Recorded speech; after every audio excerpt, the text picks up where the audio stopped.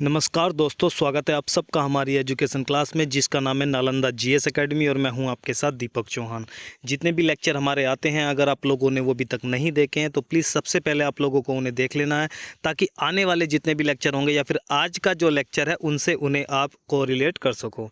तो चलते हैं आज के लेक्चर की तरफ। अगर वीडियो को आप लोगों ने अभी तक लाइक नहीं किया है तो वीडियो को लाइक कर दें, दोस्तों को शेयर कर दें, और अगर आप चैनल पर नए हैं तो चैनल को प्लीज़ सब्सक्राइब कर लें और बेल आइकन को भी प्रेस कर लें, ताकि आने वाले जितने भी लेक्चर होंगे उनकी नोटिफिकेशन आप लोगों को टाइम टू टाइम मिलती रहे। आज का लेक्चर आप लोगों ने देख ही लिया होगा। आज जो हम डिस्कस करने वाले हैं वो रिपब्लिक या गणराज्य जो टॉपिक है वो डिस्कस करने वाले हैं। आप जानते हो कि भारत के संविधान में 5 तरह के भारत बनाने की जो परिकल्पना है वो की गई है, और 5 में से 4 वर्ड ऑलरेडी हम पढ़ चुके हैं, देख चुके हैं। उन लेक्चर को आप लोगों को देख लेना है, ताकि आज का लेक्चर आप लोगों को अच्छी तरीके से समझ आ जाए। तो हम बात करते हैं रिपब्लिक की। रिपब्लिक क्या होता है? आप जानते हो कि 26 जनवरी को रिपब्लिक डे ऑलरेडी मनाया जाता है 1950 के बाद में। वहाँ पर आप देखते हो जब परेड होती है तो वहाँ पर भारत के जो राष्ट्रपति होते हैं, महामहिम होते हैं, वो बैठे होते हैं। हालांकि प्रधानमंत्री भी होते हैं, लेकिन उस दिन जो फोकस कैमरे का होता है वो ज़्यादातर राष्ट्रपति के ऊपर होता है, और प्रधानमंत्री के द्वारा कोई भी भाषण उस दिन नहीं दिया जाता है। आप देखते हो कि जब 15 अगस्त का दिन आता है तो प्रधानमंत्री के द्वारा भाषण दिया जाता है, लेकिन उस दिन कोई भी भाषण नहीं दिया जाता है, और बाकी जो परेड वगैरह है वो आप लोग 26 जनवरी को देखते ही हैं। तो बात करते हैं गणराज्य की। गणराज्य को समझने से पहले हमें 2 चीज़ों को समझना पड़ेगा। सबसे पहले आप देखते हो कि जब हम हिस्ट्री देखते हैं तो हिस्ट्री में सबसे पहले हम क्या देखते हैं कि राजघराने हुआ करते थे, ठीक है, राजा बना करते थे। फिर राजा में क्या होता था कि जो राजा थे, जैसे ही राजा रिटायर होते थे, रिटायर का मतलब थोड़े से काम में उनका जो था शारीरिक रूप से वो काम नहीं कर पाते थे, तो उनका जो लड़का होता था या उनकी जो लड़की होती थी, उन्हें जो सत्ता का जो कार्यभार है, राज का जो कार्यभार है, वो उन्हें सौंप दिया जाता था। जब उनका लड़का रिटायर होता था तो उनका जो लड़के थे उन्हें सौंप दिया जाता था। यानी कि जो भी कार्यभार है राजा का, जो भी कार्यभार था वो किसे सौंप दिया जा रहा है? वो अपनी औलाद को सौंप दिया जा रहा है। यानी कि ये क्या होते थे उस समय पर? वंशानुगत होते थे, यानी कि राजा का बेटा ही राजा बनेगा।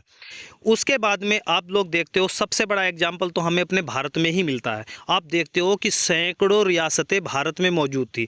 बड़ा से बड़े जो पराक्रमी राजा थे वो भारत में हुए हैं, ठीक है। चाहे वो आप लोग देखते हो चंद्रगुप्त मौर्य है, बाकी जितने भी राजा हैं वो भारत में बहुत बड़े बड़े, पृथ्वीराज चौहान थे, तो बहुत बड़े बड़े राजा भारत में हुए हैं।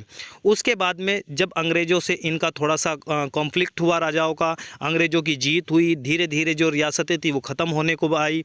उसके बाद में भी काफ़ी रियासतें बची रही, जिन्हें बाद में सरदार पटेल ने उन्हें क्या किया? मर्ज किया भारत के अंदर। जो ब्रिटिश भारत था, उसके बाद में जब अपना भारत, प्यारा भारत बन गया, तो उसमें उन्होंने क्या कर दिया? उन्हें मर्ज कर दिया।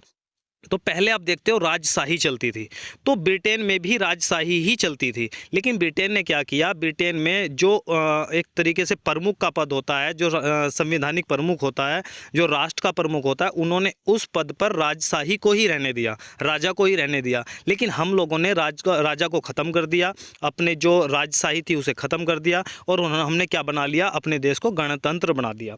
यानी कि अब समझ में आप लोगों को क्या आता है कि किसी भी लोकतांत्रिक व्यवस्था में 2 वर्गों में विभाजित किया जाता है। यानी कि जो भी लोकतंत्र व्यवस्था होती है, लोकतांत्रिक व्यवस्था होती है, उसे 2 भागों में विभाजित किया गया है। सबसे पहले राजशाही होती है और दूसरा होता है रिपब्लिक।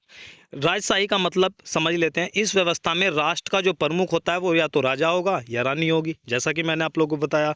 और आगे जब ये प्रक्रिया, ये व्यवस्था आगे चलेगी या बढ़ेगी तो किस तरीके से बढ़ेगी? वंशानुगत, राजा का बेटा ही राजा बनेगा। ये हो गया आप लोगों का मोनार्की या फिर राजशाही व्यवस्था।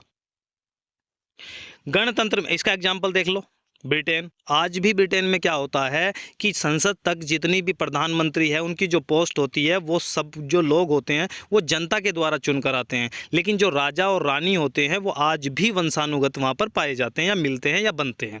लेकिन जब हम भारत के गणतंत्र की बात करते हैं, गणतंत्र का मतलब होता है कि राष्ट्र का जो प्रमुख होगा उसका जो चुनाव होगा वो जो चुनकर आएगा, या तो प्रत्यक्ष या अप्रत्यक्ष रूप से चुनाव से ही वो जनता के बीच से चुनकर आएगा। लेकिन राजशाही में ऐसा नहीं होता है। इसमें आम जनता से कोई भी व्यक्ति प्रत्यक्ष या अप्रत्यक्ष रूप से एक निश्चित समय के लिए चुनकर आता है। अब इसमें वर्ड आए प्रत्यक्ष या अप्रत्यक्ष का साफ मतलब बताओ, मतलब क्या है। प्रत्यक्ष का मतलब होता है, ये आप लोग देखते हो ये ए है, ए का मतलब ये कालू है, ये लालू है, ये कोई टिंकू है, ये कोई रिंकू है, ये देश की जनता है, ठीक है। अब जनता कैसी है, 18 साल की उम्र जो है वो पूरी कर चुकी है, भारत के नागरिक में आती है। और तीसरी चीज़ क्या है कि ये जो है भारत के नागरिक है और ये वोट डाल सकते हैं किसी भी तरीके का। ये क्या है, थोड़ा सा डिसेबल वैसे नहीं है कि वो जानते ही नहीं है, कुछ पागल जैसी चीज़ें नहीं हैं। तो ये क्या है, अब क्या कर सकते हैं, 18 साल का जो भारतीय नागरिक है वो वोट डाल सकता है, वोट डाल सकता है, वोटिंग कर सकता है, अपना मतदान कर सकता है जो भी उसे पसंद है। तो वो किसे करता है, वो या तो एमपी को करेगा या एमएलए को करेगा, या एमपी को करेगा या एमएलए को करेगा, मेंबर ऑफ पार्लियामेंट और मेंबर ऑफ लेजिस्लेटिव असेंबली। अगर वो एमएलए को वोट करता है तो आप जाकर क्या देखते हो कि यहाँ पर क्या है, राज्यसभा जो विधानसभा होती है, विधानसभा में एमएलए जाते हैं, वो मुख्यमंत्री को चुनते हैं, ये प्रोसेस चलता है। जब वो एमपी को वोट करता है, एमपी जीत कर जाते हैं, तो वो प्रधानमंत्री को एक तरीके से चुनते हैं, अपना जो नेता होता है उसे बनाते हैं, प्रधानमंत्री बन जाता है, केंद्र की सरकार बन जाती है।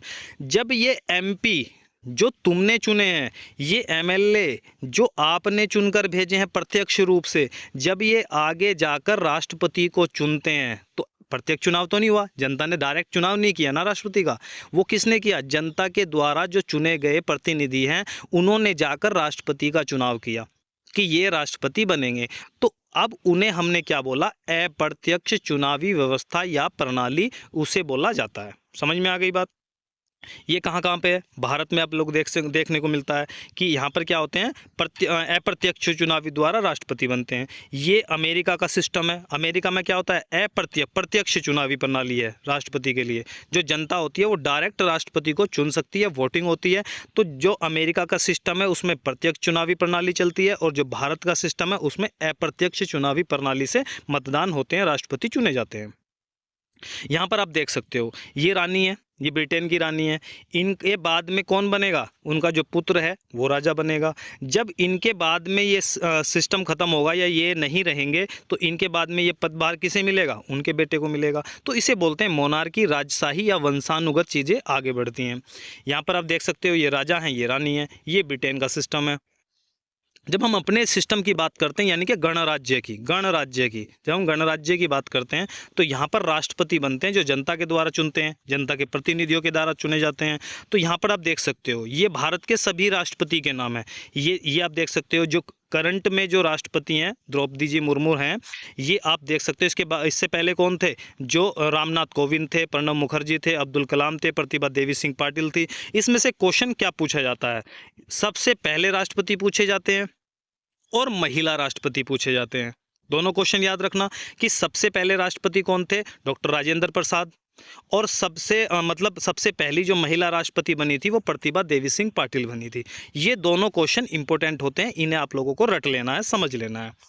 ये आप देख सकते हो राष्ट्रपति भवन है, ये भारत के राष्ट्रपति का भवन है, आलीशान, काफ़ी अच्छा है। अब राष्ट्रपति का चुनाव, हालांकि मैंने आप लोगों को डिस्कस कर दिया कि राष्ट्रपति का चुनाव कैसे होता है, फिर भी थोड़ा सा डिस्कस कर लेते हैं। भारत के राष्ट्रपति अप्रत्यक्ष प्रणाली चुनाव, इसकी इसमें क्वेश्चन देखो क्या क्या पूछे जाएंगे। भारत के जो राष्ट्रपति होते हैं उनका चुनाव किस प्रणाली से होता है, पहला को आंसर आ गया आपका, पहला क्वेश्चन है अप्रत्यक्ष चुनावी प्रणाली से इनका चुनाव होता है। वोटिंग कौन करता है, संसद के सभी एमपी, संसद के राज्यसभा प्लस लोकसभा के सभी एमपी राष्ट्रपति के लिए वोट डालते हैं, ठीक है। यहाँ आप एग्जाम्पल देख ही सकते हो, भारत के प्रधानमंत्री नरेंद्र मोदी, राहुल गांधी, और ये कौन है, ये आप लोगों के पूर्व प्रधानमंत्री डॉक्टर मनमोहन सिंह हैं, और इन दोनों के सामने कैमरामैन खड़ा है, इसीलिए वहाँ पर देख रहे हैं। और यहाँ पर क्या कर रहे हैं, ये चुनाव जो चुनावी प्रक्रिया है उसे कंप्लीट कर रहे हैं। यहाँ पर आप देख सकते हो क्या लिखा हुआ है, भारत गणराज्य रिपब्लिक ऑफ इंडिया, राष्ट्रपति का निर्वाचन, इलेक्शन ऑफ द प्रेसिडेंट, यहाँ पर लिखा भी हुआ है। अप्रत्यक्ष प्रणाली, चुनावी कितने सांसद और विधायक वोट डालते हैं, 4896। मनोनीत सांसद विधायक नहीं डाल सकते, यानी कि आप जानते हो कि लोकसभा प्लस राज्यसभा में कुछ मनोनीत जो सदस्य होते हैं वो होते हैं ऑलरेडी। राज्य में कितने होते हैं? राज्यसभा में 12 मनोनीत सदस्य हैं और जो लोकसभा में 2 मनोनीत सदस्य थे जिन्हें एंग्लो इंडियन कहा जाता था। हालांकि आप लोगों को एक क्वेश्चन बताना है कि ये जो मनोनीत सदस्य लोकसभा में एंग्लो इंडियन होते थे ये अभी भी हैं या ये प्रक्रिया समाप्त कर दी गई है।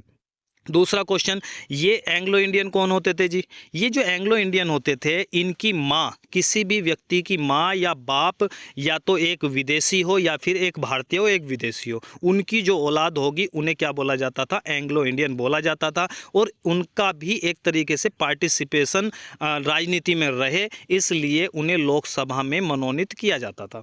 राज्यसभा में जो मनोनीत किया जाता है जिसने देश के लिए कुछ अच्छा किया है, चाहे वो खेल की उस बात करें, चाहे फिर वो साहित्य की बात करें, चाहे कला की बात करें, उसमें अगर किसी ने अच्छा किया है तो उसे क्या किया जाता है? 12 सदस्यों को राज्यसभा में मनोनीत किया जाता है। जैसे आप लोगों ने देखा होगा सचिन तेंदुलकर को भी मनोनीत किया गया था। ठीक है, तो ये क्या है? ये राज्यसभा में मनोनीत एमपी होते हैं और ये राष्ट्रपति के चुनाव में वोट नहीं डालते हैं। आप लोगों को याद रखना, वो यहीं फंसाता है।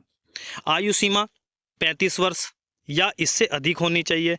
वेतन 5 लाख रुपए प्रति माह इनका होता है। पेंशन 1.5 लाख रुपए प्रति माह इनकी होती है। महाभियोग के जरिए इन्हें हटाया जा सकता है। ये जो महाभियोग का जो प्रोसेस है ये सिर्फ किसके लिए यूज होता है? राष्ट्रपति के लिए यूज होता है। और महाभियोग से बाकी और कौन कौन से जो एक तरीके से प्रमुख होते हैं वो हटाए जाते हैं। जैसे राष्ट्रपति हो गए, उसके बाद में जो मुख्य न्यायाधीश हो गए उन्हें भी हटाया जाता है। तो ऐसे आप लोगों को बताना है कि और कौन कौन से जो प्रमुख है वो हटाए जाते हैं, किसके द्वारा? महाअभियोग के द्वारा। और महाभियोग का जो प्रोसेस है वो क्या होता है वो अगली किसी वीडियो में हम डिस्कस जरूर करेंगे।